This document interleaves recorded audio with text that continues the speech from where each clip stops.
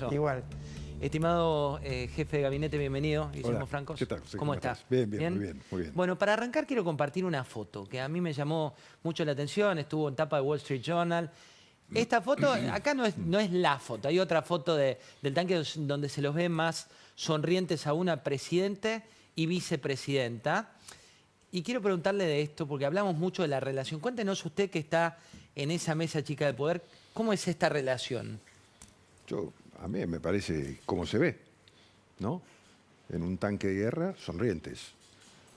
Me parece que se especula mucho a veces con las relaciones entre los presidentes y los vicepresidentes. Yo creo que los equipos, la gente que está alrededor, pero yo sustancialmente creo que en lo que es importante realmente, que es en la convicción, en compartir una visión común de la Argentina, el presidente y su vice se llevan perfectamente bien.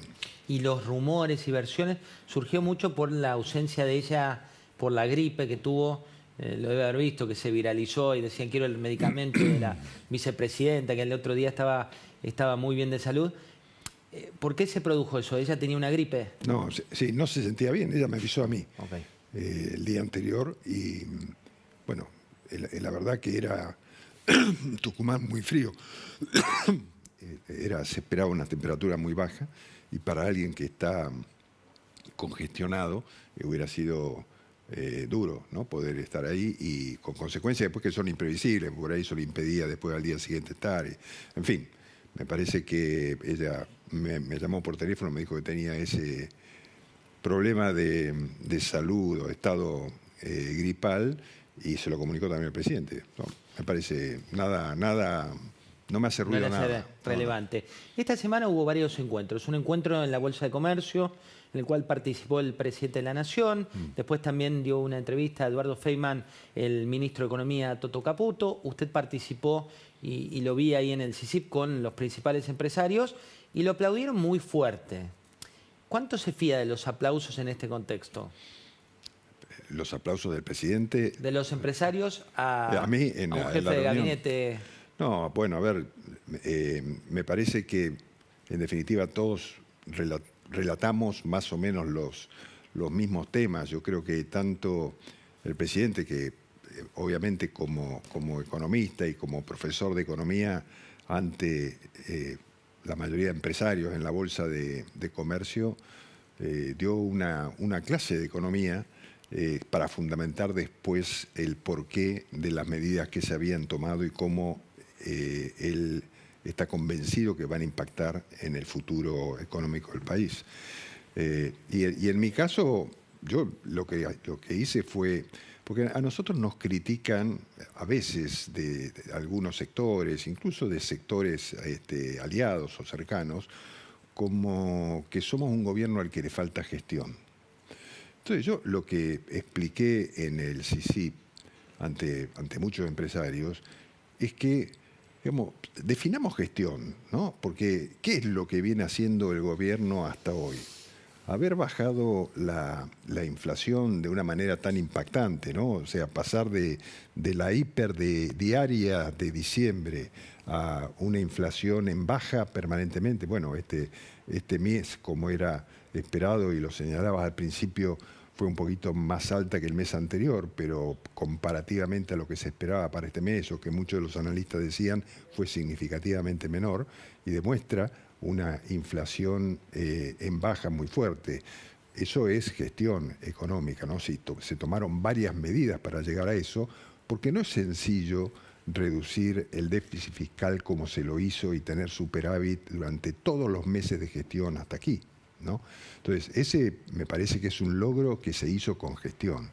Después también señalaba lo que se hizo en el área de capital humano, porque el presidente le dio una instrucción a la ministra Petovelo, lo venía planteando de la campaña, de terminar con la intermediación de la política social, de los planes sociales, todo esto que se hacía a través de las organizaciones sociales, que después se demostró como había distintas cuevas de intermediación que de verdad se quedaban con una gran parte de los fondos que el Estado destinaba a las personas con más necesidades.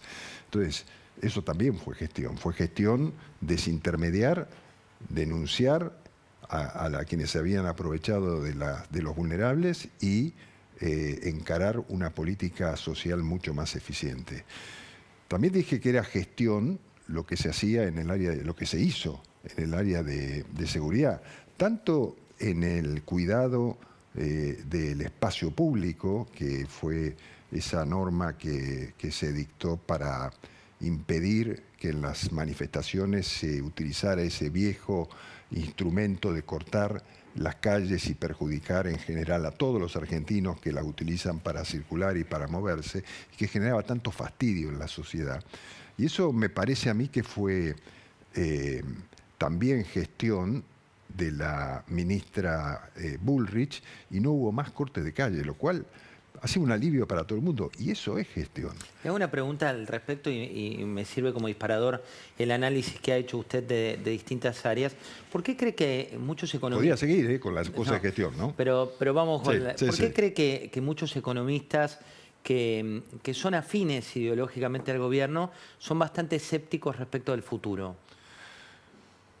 Bueno, a ver, yo creo que siempre entre los economistas, ¿no? Yo no lo soy, pero sí los escucho y los escuchaba antes también, porque en la Argentina somos un país especializado en los temas económicos, porque hemos sufrido tantas crisis que siempre hemos tenido tan diversas opiniones sobre las formas de encararlas.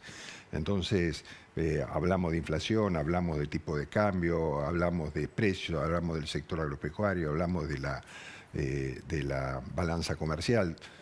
Todos los argentinos hablamos de eso permanentemente y escuchamos las opiniones de los distintos economistas. Y a mí también me parece que en algún punto se traslada a la sociedad esa disputa de posiciones ideológicas o de celo profesional que ponen algunos economistas con respecto a otros.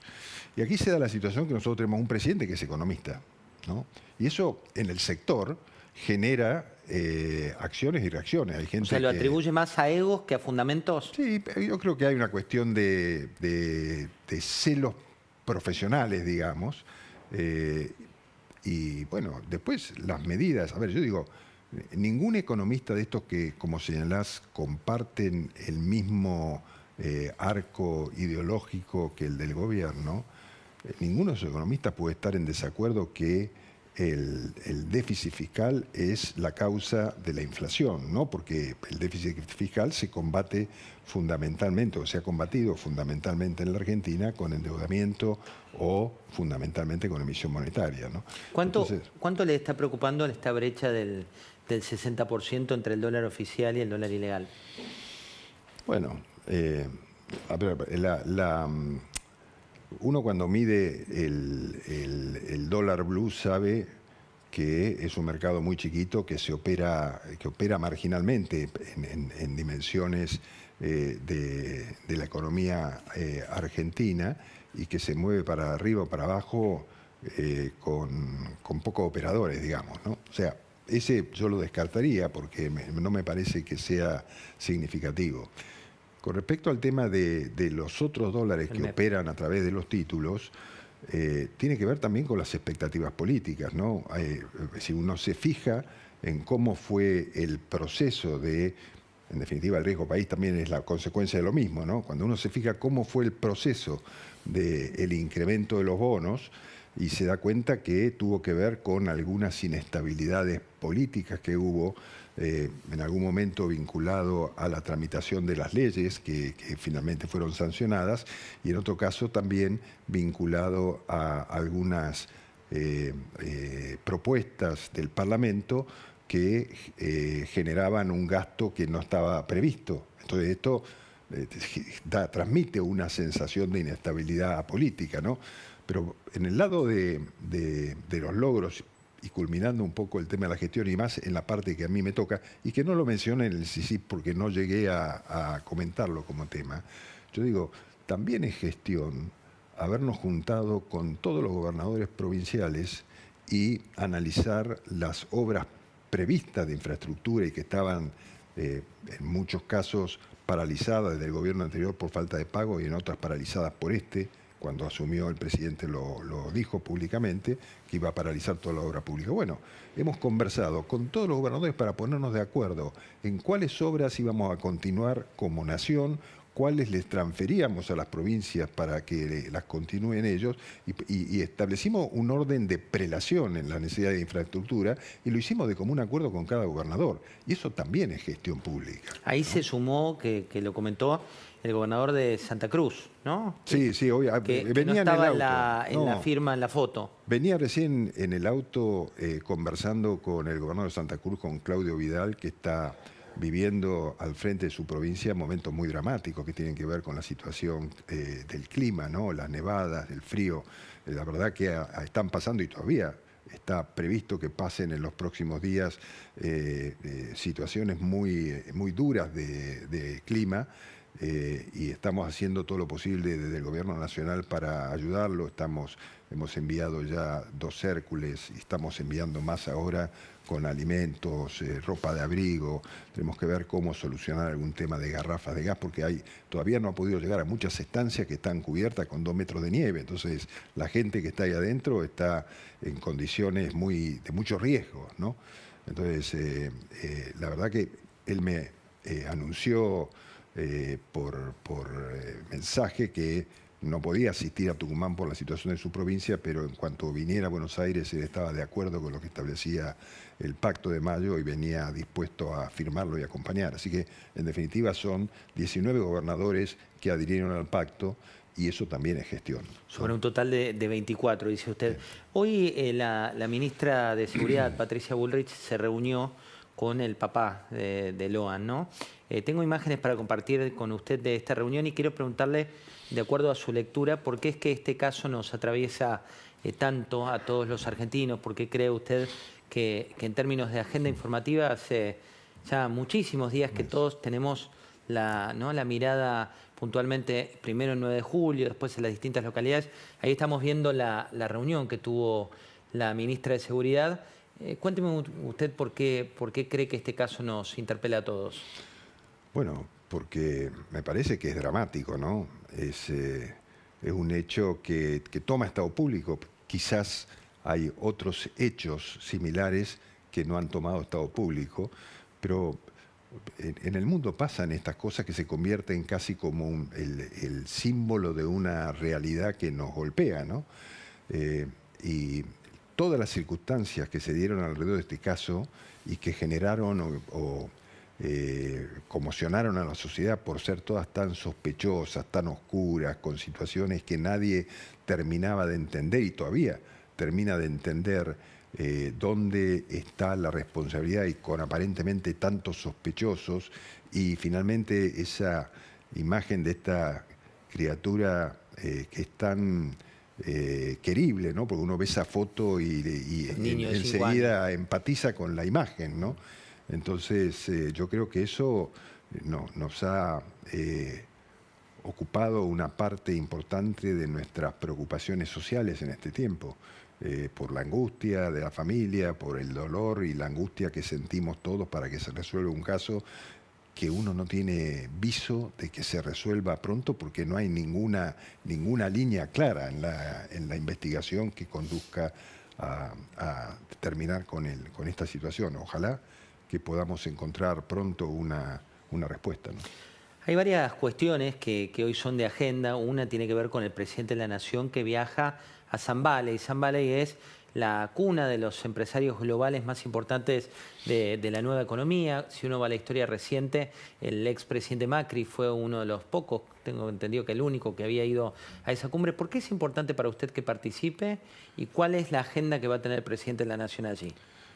No, a ver, yo creo que a mí me parece que es importante para la Argentina que el presidente participe en distintos lugares del mundo, transmitiendo su mensaje, sus ideas, porque además hay una enorme expectativa por la figura de Javier Milei en el orden internacional.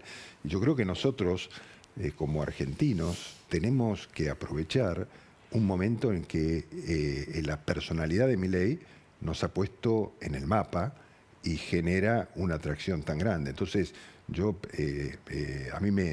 La verdad que me parece espectacular que el presidente viaje a todos estos lugares donde hay grandes empresarios y grandes capitales que están, digamos, mirando estas ideas del presidente Milei como innovadoras en la política global, y que manifiestan su intención de mirar a la Argentina hacia el futuro como un foco de atracción y de inversiones. Entonces a mí me parece, la verdad me parece que la mejor tarea que puede hacer el presidente es conseguir ubicar a la Argentina en el mundo desde este punto de vista y atraer inversiones y capitales, ¿no? ¿Usted cree que va a redundar? Acá estamos viendo la agenda del sábado, va a estar en la conferencia y van a asistir también representantes de los fondos de inversión más importantes a nivel internacional. ¿Usted cree que esto va a redundar? Había versiones que también se podía buscar fondeo eventualmente para una salida más rápida del cepo.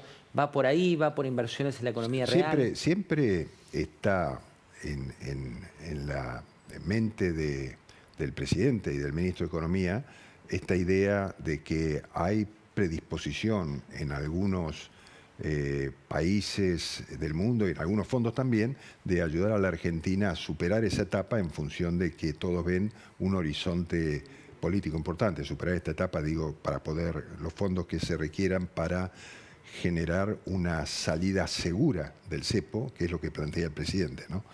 Entonces, y lo que planteó el ministro también es esa conversación que tuvo en radio con Eduardo Feynman. Entonces, yo creo que todo esto puede aparecer en estas conversaciones alguna propuesta o algún camino de solución. A mí me parece que es muy importante, tanto en las conversaciones con los fondos para ese objetivo, como los que están orientados a invertir. Nosotros acabamos de sancionar una ley que garantiza las inversiones que puedan hacerse durante este periodo de tiempo en temas que demandan inversión intensiva como la minería y el petróleo. Ya tenemos muchas empresas, muchos grupos económicos, muchos países interesados. No, yo digo, hay países que están interesados en todo lo que sea el GNL, el gas natural licuado, en la Unión Europea, en la India. O sea, hay muchos que que ven con mucha expectativa la posición de la Argentina y nuestras reservas de petróleo y gas no convencional, ¿no? Que ha sido realmente un hallazgo que nos puede cambiar la vida a los argentinos, solo que tenemos que dar las condiciones para que esas inversiones puedan realizarse y garantizar esa vaca muerta y vaca viva, como dicen, ¿no? O sea, tener los dos ingresos, tanto por nuestro sector agropecuario como por nuestro sector petrolero y el minero, que cambien la vida de los argentinos, ¿no? Como lo han hecho otros países, ¿no? No es nada que no se pueda hacer, porque creo que alguna vez lo conversamos, José, ¿no? Cuando hablábamos de la ley Bases y del RIGI, porque era tan importante, y es que nosotros tenemos la misma cordillera que Chile, con la diferencia que ellos la han explotado y nosotros no. Entonces, uno de los minerales más preciosos hoy en el mundo es el cobre. Digamos, y nosotros no hemos sido capaces de explotarlo a la par que lo han hecho los chilenos, que tienen exportaciones de cobre por decenas de miles de millones de dólares por año, y nosotros no llegamos a la primera. Hay un punto, tengo varias cuestiones para preguntarle de coyuntura. Una es, ¿qué significa para la Argentina concretamente el haber declarado a Hamás, que fue una noticia de esta tarde, como una organización terrorista? ¿Qué nos cambia concretamente esto para el país y cómo se decidió? No, me parece que es una decisión política que toma el gobierno de calificar, como lo hace en otros países del mundo. Jamás ha sido calificado por la Unión Europea, por Estados Unidos, por Canadá, por otros países del mundo, como una organización terrorista. Y eso tiene el significado, nosotros lo tenemos eso incorporado en nuestro Código Penal también, ¿no? Como figura de aquellas organizaciones con penas muy graves, de aquellos que participen en organizaciones que tiendan a sembrar el terror, ¿no? Como es el caso de Hamás, fundamentalmente por este atentado que hizo en Israel el año último. De manera que me parece que nos pone esto a la par de los países del mundo que condenan las acciones del terrorismo y las organizaciones que se dedican a sembrar el terror mediante la violencia, ¿no? Hay otra novedad de estas últimas horas. Hoy publicaba Cecilia Devana que han convocado a la Confederación General del Trabajo, la CGT, la semana próxima a un encuentro que planteaba ella de agenda abierta. ¿Por qué lo hacen y cuál es el objetivo? No, esto lo hizo el ministro de Trabajo y me parece con mucho criterio. Nosotros hemos tenido conversaciones informales en varias oportunidades con miembros de la Confederación General de Trabajo. Lo hemos hecho también oficialmente, los hemos convocado al Ministerio.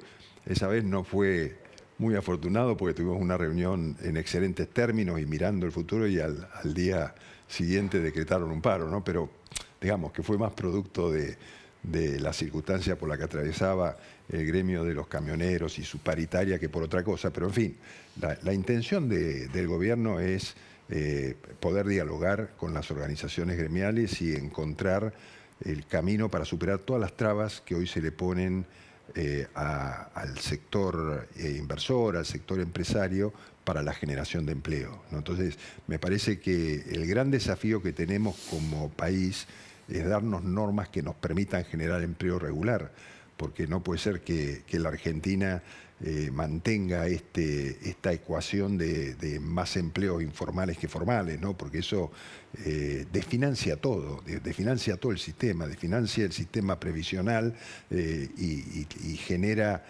una inestabilidad y una falta de asistencia a los trabajadores informales brutal, porque el trabajador informal no tiene más asistencia que la pública, digamos, no tiene ninguna protección social. De modo que yo creo que sería un avance que en conjunto pudiéramos encontrar ese camino de darnos, así como sancionamos las reformas laborales en la ley Bases, que son, digamos, yo diría un paso adelante, pero no significa que esté contemplado todo lo que hay que contemplar. Me parece que un camino es empezar a conversarlo, dialogarlo y ponernos a trabajar sobre esos temas, ¿no? Ese es el sentido de la convocatoria. En la última que iba a incluir también a los sectores empresariales, ¿no? Poder conversarlo en conjunto, ¿no? En la última entrevista que dio el presidente a Esteban Trebuch, lo que dijo respecto a la designación del hijo fue que la respaldaba, que seguía adelante con ello. ¿Cuál es su posición respecto de esto? Más en un contexto en el cual Lustó, como representante de la Unión Cívica Radical, está convocando a los representantes de su partido para fijar una postura partidaria.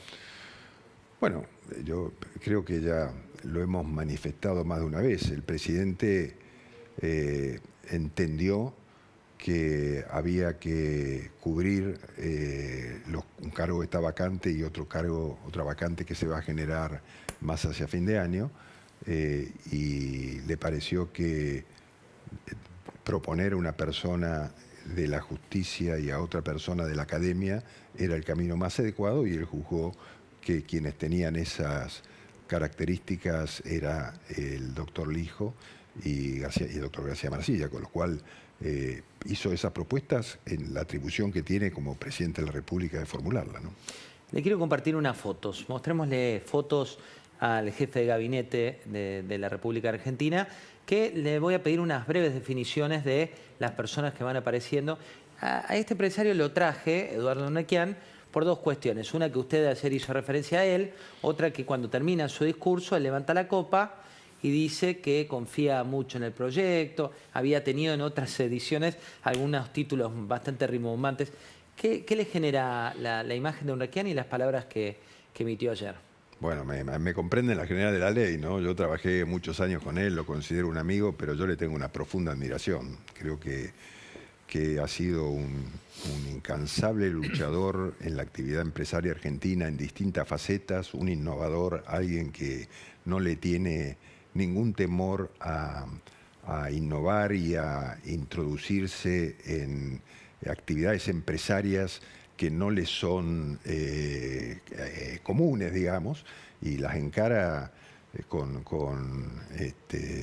muchísimo entusiasmo, ¿no? Yo siempre cuento que cuando, lo conté el otro día también en la reunión del CICIP, ¿no? Que cuando yo dejé el Banco Provincia y volví a trabajar con Eduardo, yo le planteé que había una importante oportunidad en el sector bancario, porque yo siempre me entendí, después de mi experiencia en el banco, que había una dificultad de acceso a los sectores más vulnerables de la sociedad o a las pequeñas pymes o mini pymes al sistema, y que una banca digital, un banco digital, podía ser el camino de hacer más fácil el ingreso de todos esos sectores al financiamiento y a la utilización de la banca como medio de financiarse y de operar, ¿no?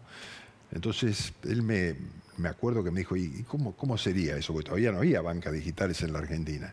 Entonces yo le conté mi idea y me dijo, bueno, metámonos y hagámoslo.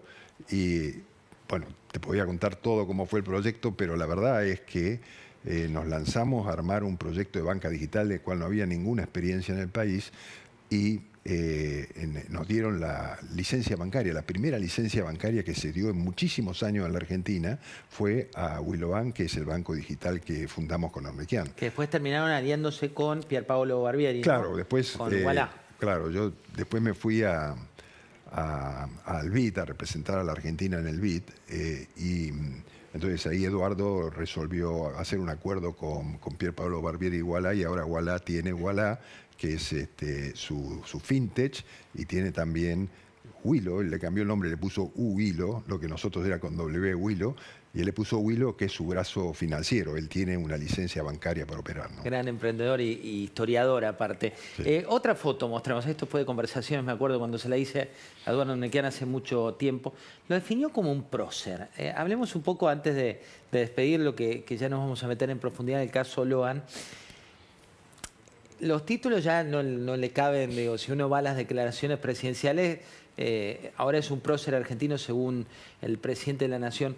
¿Cómo es el día a día de trabajo entre economía, las otras áreas y esta relación entre ellos?